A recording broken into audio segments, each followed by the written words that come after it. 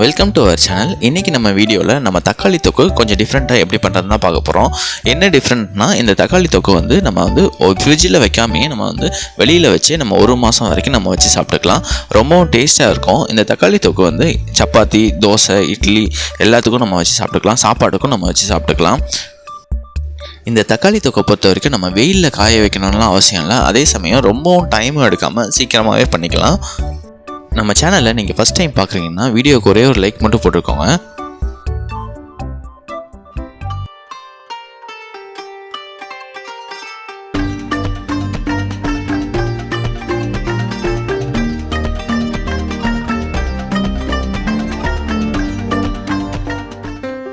First நம்ம இதுக்கு தேவையான பொருள் பார்த்திங்கன்னா தக்காளி வந்து ரொம்ப முக்கியமான பொருள். இதுக்கு ஒரு 1.5 கிலோ அளவு எடுத்துக்கோங்க. நிறைய நாள் வச்சு நீங்கள் சாப்பிட்ற மாதிரினா 1.5 கிலோ எடுத்துக்கோங்க.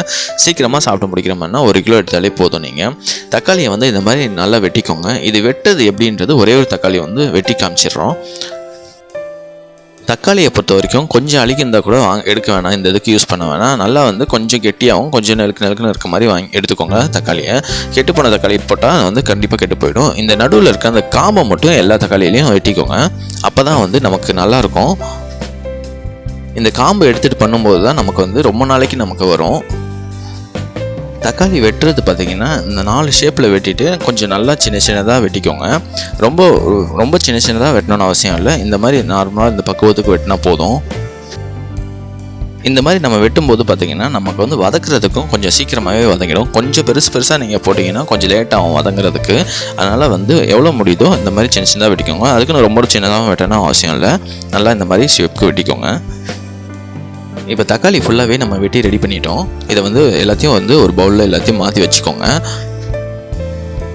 நெக்ஸ்ட்டு வந்து இதுக்கு தேவையான பொருள் பார்த்திங்கன்னா, நம்ம வதக்குறதுக்கு தேவையான பொருள் காஞ்ச மிளகா வந்து ஒரு 12 மிளகாய் எடுத்துக்கோங்க. காம்பெல்லாம் எடுத்துருங்க. அதுக்கப்புறம் காஷ்மீரி சில்லி வந்து அதே மாதிரி ஒரு 12 பீஸ் வந்து எடுத்துக்கோங்க. அதுலேயும் காம்பெல்லாம் ரிமூவ் பண்ணிக்கோங்க. நெக்ஸ்ட்டு வந்து ஒரு சின்ன லெமன் சைஸில் வெல்லம் எடுத்துக்கோங்க. அது கூடவே வந்து அதே லெமன் சைஸில் பார்த்திங்கன்னா புளி வந்து எடுத்துக்கோங்க. நல்லா இந்த உருண்டையை அந்த மாதிரி அளவுக்கு எடுத்துக்கோங்க. ரொம்ப முக்கியமான தேவையான பொருள் பார்த்திங்கன்னா இது 4 தான் வரும் நமக்கு. ப்ளஸ் தக்காளி வரும். மீதிலாம் வந்து சீரகம் அதெல்லாம் சேர்ப்போம். நெக்ஸ்ட்டு வந்து பார்த்திங்கன்னா நல்ல ஒரு ஹீட்டான கடாயில் இதில் வந்து ஆயில் வந்து குழம்பு கரண்டி அளவு ஆயில் வந்து ஒரே ஒரு கரண்டி ஆட் பண்ணிக்கோங்க. ஆயில் நல்லா ஹீட் ஆனதுக்கப்புறம் பார்த்திங்கன்னா பெருங்காய பொடி பார்த்திங்கன்னா ஒரு டேபிள் ஸ்பூன் வந்து ஆட் பண்ணிக்கோங்க. ஆட் பண்ணிவிட்டு இது கூடவே வந்து பார்த்திங்கன்னா காஞ்ச மிளகா இருக்குது பார்த்திங்களா. ஃபஸ்ட்டு காஞ்ச மிளகாவை ஆட் பண்ணிக்கோங்க. காம்பெல்லாம் ரிமூவ் பண்ணிட்டு நெக்ஸ்ட்டு அது கூடவே வந்து பார்த்திங்கன்னா காஷ்மீரி சில்லி வந்து ஆட் பண்ணிக்கோங்க. ஆட் பண்ணிவிட்டு இதை வந்து நல்லா வதக்கிக்கோங்க. உங்ககிட்ட பெருங்காய பொடி இல்லைனா நீங்கள் பெருங்காய கட்டி இருக்குது பார்த்திங்க, அதை கூட நீங்கள் ஆட் பண்ணிக்கலாம். பவுட்ரு பண்ணணும்னு அவசியம் இல்லை. அப்படியே நீங்கள் ஆட் பண்ணிக்கோங்க. என்கிட்ட பெருங்காய பொடி வந்து தான் இருந்தது. அதனால் வந்து பெருங்காய பொடி ஆட் பண்ணிட்டோம். இதை போட்டுட்டு நல்லா வந்து ஃபுல்லாக அந்த பெருங்காய பொடி வந்து நல்லா வந்து ஃபுல்லாக அந்த மிளகாயில் வதங்குற அளவுக்கு நல்லா வதக்கி விட்டுருங்க. நீங்கள் வந்து மிளகா தனியாக வதக்கிட்டு கூட நீங்கள் ஆட் பண்ணலாம். ஆனால் வந்து கொஞ்சம் நெடி ஏறும். அதனால் வந்து எண்ணெயில் போட்டு நல்லா வதக்கிக்கோங்க. வதக்கிட்டு இதை வந்து இந்த மாதிரி ரெடி பண்ணி வச்சுக்கோங்க. நெக்ஸ்ட்டு வந்து நம்ம தக்காளி வந்து ஆட் பண்ணிக்கலாம். தக்காளியை பொறுத்த வரைக்கும் நீங்கள் கொஞ்சம் கொஞ்சமாக ஆட் பண்ணணும்னு அவசியம் இல்லை. எல்லாத்தையும் மொத்தமாக ஒரே சமயத்தில் ஆட் பண்ணிக்கோங்க. ஃபஸ்ட்டே சொன்ன மாதிரி பார்த்திங்கன்னா தக்காளி வந்து கொஞ்சம் நல்லா இருக்கிற மாதிரி பார்த்துக்கோங்க. தக்காளியில் வந்து கொஞ்சம் ஏதாவது டேமேஜ் இருந்தாலும் சரி, அதை வந்து நீங்கள் அவாய்ட் பண்ணிக்கோங்க. இது பண்ணுறதுக்கு இந்த குழம்பு தக்காளி தொக்கு பண்ணுறதுக்கு பார்த்திங்கன்னா அவாய்ட் பண்ணிக்கோங்க. ஏன்னா வந்து கெட்டு போகிறதுக்கு நிறைய வாய்ப்பு இருக்குது. அதே சமயம் இந்த தக்காளி தொக்கு பண்ணுறதுக்கு பார்த்திங்கன்னா நம்ம ஸ்டார்டிங்லேருந்து இந்த லாஸ்ட் வரைக்கும் பார்த்திங்கன்னா ஃபுல்லாக முடிக்கிற வரைக்கும் தண்ணி வந்து ஒரு சொட்டு கூட விடாதீங்க. தண்ணி விடாமல் நம்ம பண்ணும்போது பார்த்திங்கன்னா ரொம்ப நாளைக்கு நமக்கு வந்து கெட்டு போகாமல் இருக்கும். ஆனால் தண்ணி வந்து ஆட் பண்ணாதீங்க. இதை வந்து நல்லா வந்து வதக்கிக்கோங்க. மோஸ்ட்லி இப்படி நல்லா திருப்பி போட்டு வதக்கிக்கோங்க. இதுலேருந்து தக்காளி வந்து சாறு வந்து வெளியில் வர அளவுக்கு நல்லா வதக்கிக்கோங்க. வீடியோ வந்து ஸ்கிப் பண்ணாமல் பாருங்கள். ஸ்கிப் பண்ணாமல் பார்த்தீங்கன்னா தான் தெரியும் எந்த இடத்துலையும் நம்ம வந்து தண்ணி வந்து ஆட் பண்ணியிருக்க மாட்டோம். கொஞ்சம் நல்லா வதக்கிட்டு இருக்கும்போது பார்த்திங்கன்னா கல்லுப்பு வந்து உங்களுக்கு தேவையான அளவு ஆட் பண்ணிக்கோங்க. உங்களுக்கு உப்பு எவ்வளோ போட போகிறீங்களோ அந்த அளவுக்கு ஆட் பண்ணிக்கோங்க. இந்த ரெசிபிக்கு வந்து பார்த்திங்கன்னா கல்லுப்பு ஆட் பண்ணிக்கோங்க. ஆட் பண்ணிவிட்டு நல்லா வந்து மிக்ஸ் பண்ணி விட்டுருங்க.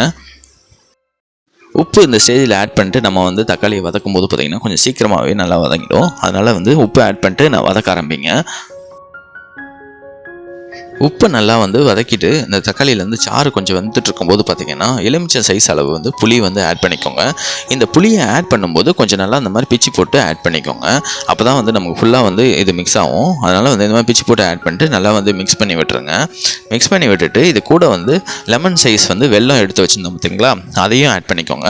இதை வந்து நீங்கள் துருவி ஆட் பண்ணணும்னு அவசியம் இல்லை. அப்படியே போட்டாலே அந்த ஹீட்லேயே வந்து நல்லா கரைஞ்சிரும், சீக்கிரமாகவே கரைஞ்சிரும். அதனால் அப்படியே போட்டுட்டு நல்லா வந்து மிக்ஸ் பண்ணி விட்டுருங்க. நம்ம தக்காளி வந்து நிறையா போட்டிருக்கோம்னு நீங்கள் நினைக்க வேணாம். இது வந்து கொஞ்ச நேரத்துலேயே பார்த்தீங்கன்னா நல்லா வந்து ட்ரை ஆகி அந்த சாறு வந்துடும் நமக்கு. அதனால் வந்து சீக்கிரமாகவே நல்லா வத்திரும். அதே சமயம் தக்காளியிலேருந்து தோல்லாம் ரிமூவ் பண்ணணும்னு கூட அவசியம் இல்லை. நீங்கள் தக்காளியோட தோலோடு சேர்த்து நீங்கள் வந்து இதில் ஆட் பண்ணிக்கலாம். நல்லா வந்து டேஸ்ட்டாகவே இருக்கும் நமக்கு சாப்பிட்றதுக்கு. நெக்ஸ்ட்டு வந்து இதிலேருந்து நீங்கள் உப்பு செக் பண்ணணும்னா இந்த ஸ்டேஜ்லேயே செக் பண்ணிக்கோங்க. அப்புறம் வந்து பத்தலைனா நீங்கள் ஆட் பண்ணிக்கலாம். இதுலேருந்து ஒரு பாத்திரத்தில் இந்த மாதிரி சின்ன பவுல்லையோ மாற்றிட்டு அதுக்கப்புறமேல் செக் பண்ணிக்கோங்க உப்பு. நீங்கள் அப்படியே வந்து கையில் வந்து எடுக்காதீங்க. கையில் வந்து கைப்படாமையும் பண்ணணும். நம்ம கைப்படாமல் பண்ணால் தான் வந்து இது நல்லாயிருக்கும், கெட்டு போகாமல் இருக்கும் நமக்கு. உப்பு செக் பண்ணதுக்கப்புறம் பார்த்திங்கன்னா இந்த மாதிரி மூடி போட்டு வச்சு திறந்து அந்த மாதிரி நல்லா மிக்ஸ் பண்ணி விட்டுருங்க. மிக்ஸ் பண்ணிவிட்டு அந்த சாறு வந்து வெளியில் வந்து நல்லா ட்ரை ஆகிற அளவுக்கு நல்லா வந்து மிக்ஸ் பண்ணிக்கோங்க. இது ஃபுல்லாக வந்து இது ரெடி ஆனதுக்கப்புறமேலுக்கு நல்லா ஆற விட்டுருங்க. ஆற விட்டுட்டு நல்லா வந்து சூடு ஃபுல்லாகவே ஆறணும். ஆறின பிறகு நம்ம வந்து மிக்சியில் அரைக்கலாம். மிக்சியில் அரைக்கும் போது பார்த்திங்கன்னா இதை கொஞ்சம் டிஃப்ரெண்ட்டாக அரைக்கலாம். நம்ம ஃபஸ்ட்டு வந்து மிளகாலாம் இருக்குது பார்த்திங்களா, வதக்கி நம்ம வச்சுருக்கோம் பார்த்திங்களா, அதை வந்து கொஞ்சம் தக்காளி சாரோடு சேர்த்து இதை வந்து ஆட் பண்ணிக்கோங்க. அது கூட வந்து பார்த்திங்கன்னா புளியும் வந்து கொஞ்சம் அரைப்படாமையும் இருக்கும், அதையும் வந்து ஆட் பண்ணிக்கோங்க. புளியும் ஆட் பண்ணிட்டு ஃபஸ்ட்டு வந்து அந்த மிளகாயை வந்து ஃபஸ்ட்டு அரைச்சிக்கோங்க. அதுக்கப்புறம் வந்து நம்ம சாரை வந்து ஆட் பண்ணிக்கலாம். ஃபஸ்ட்டு நம்ம மிளகா வந்து அரைச்சி வச்சுருந்தோம் பார்த்துக்கலாம் மிக்சியில். இதை வந்து ஒரு பவுலில் இந்த மாதிரி பெரிய பவுலில் மாற்றிக்கோங்க. இது எல்லாத்தையும் வந்து கைப்படாமையும் தண்ணி படாமையும் வந்து இது பண்ணிக்கோங்க. அப்போ தான் வந்து நமக்கு ரொம்ப நாள் வரைக்கும் நம்ம கெட்டு போகாமல் இருக்கும். நெக்ஸ்ட்டு வந்து இந்த தக்காளி சாறு இருக்குது பார்த்திங்களா, இதையும் வந்து நீங்கள் வந்து ஆட் பண்ணிக்கோங்க.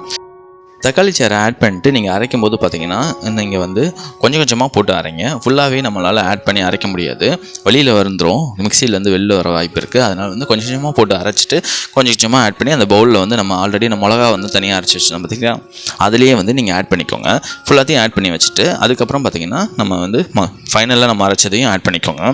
எந்த இடத்துலையும் ஃபஸ்ட்லேருந்து சொன்ன மாதிரி நீங்கள் வந்து தண்ணி வந்து ஆட் பண்ணாதீங்க. நெக்ஸ்ட்டு வந்து அந்த வடைச்சட்டிலே பார்த்தீங்கன்னா கொஞ்சமாக அந்த தக்காளி சாறு வந்து இருக்கும், அதை வந்து இந்த மாதிரி கரண்டியை வச்சு தள்ளி விட்டுருங்க. நெக்ஸ்ட்டு வந்து நம்ம தாளிக்க வந்து ஸ்டார்ட் பண்ணிடலாம். தாளிக்கிறது பார்த்திங்கன்னா நல்ல ஒரு ஹீட்டான கடாயில் பார்த்திங்கன்னா நல்ல குழம்பு கரண்டி சைஸ் அளவு ஆயில் வந்து நார்மல் சமைக்கிற ஆயில் பார்த்திங்கன்னா குக்கிங் ஆயிலே நீங்கள் வந்து 3 கரண்டி வந்து ஆட் பண்ணிக்கோங்க. ஆட் பண்ணிட்டு இது கூட வந்து பார்த்திங்கன்னா கடுகு மட்டும் ஆட் பண்ணுங்க. எப்போவுமே கடுகும் உளுந்தும் சேர்த்து ஆட் பண்ணுவோம். இந்த ஸ்டேஜில் வந்து பார்த்திங்கன்னா கடுகு மட்டும் ஆட் பண்ணுங்கள். உளுந்து போட்டிங்கன்னா கெட்டு போகிறதுக்கு வாய்ப்பு இருக்குது. அதனால் வந்து கடுகு மட்டும் ஆட் பண்ணிக்கோங்க. கடுகு வந்து நல்லா பொரிஞ்சு வந்ததுக்கப்புறம் பார்த்திங்கன்னா கொஞ்சமாக மஞ்சத்தூள் வந்து ஒரு பிஞ்ச் அளவு ஆட் பண்ணிக்கோங்க. ஆட் பண்ணிவிட்டு இதை வந்து கொஞ்சம் நல்லா வந்து வதக்கிக்கோங்க. மஞ்சள் வந்து ஃபுல்லாக அந்த இதில் வந்து எண்ணெயில் வந்து பார்த்திங்கன்னா ஃபுல்லாக பரவுனதுக்கப்புறம் பார்த்திங்கன்னா நம்ம தக்காளி சாறு வந்து நம்ம ரெடி பண்ணி வச்சுருந்தோம் பார்த்திங்களா, அதை வந்து கொஞ்சம் கொஞ்சமாக ஆட் பண்ணுங்கள். மொத்தமாக ஃபுல்லாக ஆட் பண்ணிடாதீங்க, பொங்கி வந்துடும். அதனால் வந்து இந்த மாதிரி நல்லா கொஞ்சம் கொஞ்சமாக ஆட் பண்ணிக்கோங்க. கொஞ்ச நேரத்துலேயே பார்த்திங்கன்னா அது வந்து அந்த எண்ணெய் வந்து கொதிக்குது பார்த்திங்கன்னா அது அடங்கிடும். இந்த மாதிரி ஆட் பண்ணிங்கன்னா உங்களுக்கு வந்து கொஞ்சம் ஈஸியாக இருக்கும் பண்ணுறதுக்கு. அந்த பொங்கி வரது அடங்கினதுக்கப்புறம் பார்த்தீங்கன்னா ஃபுல்லாகவே வந்து அப்படியே வந்து நீங்கள் கரண்டியில் வந்து இந்த மாதிரி தள்ளி விட்டுருங்க. கொஞ்சம் கூட தண்ணி ஆட் பண்ணிடாதீங்க. இந்த மாதிரி கொஞ்சம் கொஞ்சமாக ஓரமாக ஒட்டிகிட்டு இருக்குது பார்த்தீங்களா, அதை வந்து நீங்கள் வேறு பர்பஸ்க்கு யூஸ் பண்ணிக்கோங்க. இதில் தண்ணி வச்சு ஊற்றி கலக்கிட்டு அதுக்கப்புறம் ஆட் பண்ணிங்கன்னா கெட்டு போயிடும், கண்டிப்பாக ஈஸியாக கெட்டு போயிடும். அதனால் வந்து இதில் மேக்ஸிமம் எவ்வளோ உங்களால் முடியுதோ அந்தளவுக்கு வந்து நல்லா வந்து இந்த மாதிரி ஆட் பண்ணி வச்சுட்டு இதை வந்து நல்லா வதக்க ஆரம்பிச்சிருங்க. இதை வந்து நல்லா வந்து கிண்டி விட்டுட்டே இருங்க. கிண்டி விட இதில் வந்து பச்சை வாசனை வந்து நமக்கு போக ஆரம்பிக்கும். எவ்வளோ கிண்டி நம்ம இது பண்ணுறோமோ கொஞ்சம் வத்தவும் ஆரம்பிக்கும். இந்த தக்காளி சாறு பார்த்திங்கன்னா நம்ம எவ்வளோ நம்ம ஆட் பண்ணியிருக்கோமோ அதில் பாதி அளவு வந்து கம்மியாகும். நம்ம இந்த மாதிரி கிண்ட இது வந்து சீக்கிரமாக ஆகணும்னா மூடி போட்டு நல்லா வந்து சின்னதாக கொடி வர அளவுக்கு நல்லா வந்து கிண்டி விட்டுக்கோங்க. இந்த மாதிரி பண்ணும்போது பார்த்திங்கன்னா கொஞ்சம் சீக்கிரமாகவே நமக்கு வந்து இது வத்தவும் ஆரம்பிக்கும், அதில் வந்து பச்சை வாசனையும் நமக்கு போக ஆரம்பிக்கும். இது வந்து மூடி போடுறது பார்த்திங்கன்னா ஒரு 3லேருந்து 4 வாட்டி போடுங்க. அப்படி இல்லைன்னா உங்களுக்கு ஏற்ற மாதிரி டைமிங்க்கு ஏற்ற மாதிரி நீங்கள் வந்து மாற்றிக்கோங்க. இப்போ பார்த்தீங்கன்னா கொஞ்சம் கால்வாசி வந்து கம்மியாக இருக்கும். இதே மாதிரி மூடி போட்டு பண்ண பார்த்தீங்கன்னா உங்களுக்கு வந்து இந்த மாதிரி நல்லா வத்த ஆரம்பிச்சிடும். கொஞ்சம் லைட்டாக கொதியும் வர ஆரம்பிக்கும். இந்த கொதி வரும்போது இது திறக்கும் போது பார்த்தீங்கன்னா சைடு ஃப்ளேமில் வச்சு திறக்காதீங்க, கொஞ்சம் சிம்மில் வச்சுட்டு திறக்க ட்ரை பண்ணுங்கள். ஏன்னா வந்து ஹை ஃப்ளேமில் வச்சிங்கன்னா மேலே வந்து தெறிக்க வரும், இந்த மாதிரி தெறிக்கும். அதனால் வந்து சிம்மில் வச்சுட்டு இது பண்ணுங்கள். இந்த மாதிரி பண்ண பார்த்தீங்கன்னா எவ்வளோ வந்து நல்லா வத்திருக்கு பாருங்கள். இந்த மாதிரி ரெடி பண்ணி வச்சா தான் நமக்கு கெட்டு போகாமல் இருக்கும். நெக்ஸ்ட்டு லாஸ்ட்டாக வந்து பார்த்திங்கன்னா நீங்கள் வந்து இந்த வெந்தய பொடி வந்து ஆட் பண்ணிக்கோங்க. வெந்தயத்தை வந்து வறுத்து நீங்கள் வந்து மிக்சியில் அரைச்சி அதுக்கப்புறம் ஆட் பண்ணிக்கோங்க. வெந்தய பொடி இருந்தால் நீங்கள் வந்து ஆட் பண்ணிக்கோங்க. வெந்தய பொடி இல்லைன்னா வெந்தயம் வீட்டில் இருக்கும் பார்த்தீங்களா, அதை வந்து கொஞ்சம் நல்லா வந்து எண்ணெயெல்லாம் விட வேணாம், நார்மலாக வந்து நீங்கள் வறுத்துட்டு அதை வந்து அரைச்சிட்டு இதுக்கு வந்து ஒரு ஸ்பூன் வந்து ஆட் பண்ணிக்கோங்க. இப்போ பார்த்தீங்கன்னா நமக்கு ஃபுல்லாகவே நமக்கு வந்து ரெடி ஆகிடுச்சு. இந்த தக்காளி தொக்கை பொறுத்த வரைக்கும் பார்த்தீங்கன்னா இந்த மாதிரி என்ன வெளியில் வந்து பார்த்திங்கன்னா இப்போ தான் நமக்கு வந்து ஃபுல்லாக ரெடி ஆகிடுச்சுன்னு அர்த்தம். இதை வந்து நீங்கள் ஒரு பவுல்லையோ இல்லை வந்து ஏதாவது கண்டெய்னர்லையோ நீங்கள் மாற்றி வச்சிட்டிங்கன்னா, பாட்டில் மாதிரி கண்டெய்னரில் மாற்றி வச்சிட்டிங்கன்னா உங்களுக்கு வந்து வெளியில் வச்சாலே நீங்கள் ஃப்ரிட்ஜில் வைக்காமல் வெளில வச்சாலே வந்து 1 மாதம் வரைக்கும் கெட்டு போகாமல் நீங்கள் வச்சு சாப்பிட்டுக்கலாம்.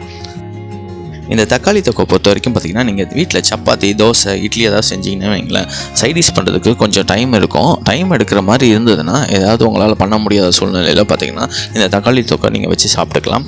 1 மாதம் வரைக்கும் நமக்கு வந்து நீங்கள் வச்சு சாப்பிட்டுக்கலாம். நீங்கள் காரமாக சாப்பிட்ணுன்னு ஆசைப்பட்டீங்கன்னா நீங்கள் வந்து நம்ம மிளகா ஆட் பண்ணோம் பார்த்தீங்களா, அதில் வந்து நீங்கள் எக்ஸ்ட்ராவாக ஆட் பண்ணிக்கோங்க ஃபஸ்ட்டு. அது கொஞ்சம் வந்து அப்போயே வந்து நம்ம காரம் வந்து எக்ஸ்ட்ரா ஆட் பண்ணிக்கலாம். எக்ஸ்ட்ராவாக மிளகாத்தூள் அந்த மாதிரிலாம் நீங்கள் ஆட் பண்ணணும்னு அவசியம் இல்லை. இந்த வீடியோ பிடிச்சிருந்தா நீங்களும் வீட்டில் ட்ரை பண்ணி பாருங்கள். மறக்காமல் லைக், கமெண்ட் அண்ட் சப்ஸ்கிரைப் பண்ணிடுங்க. தேங்க்யூ.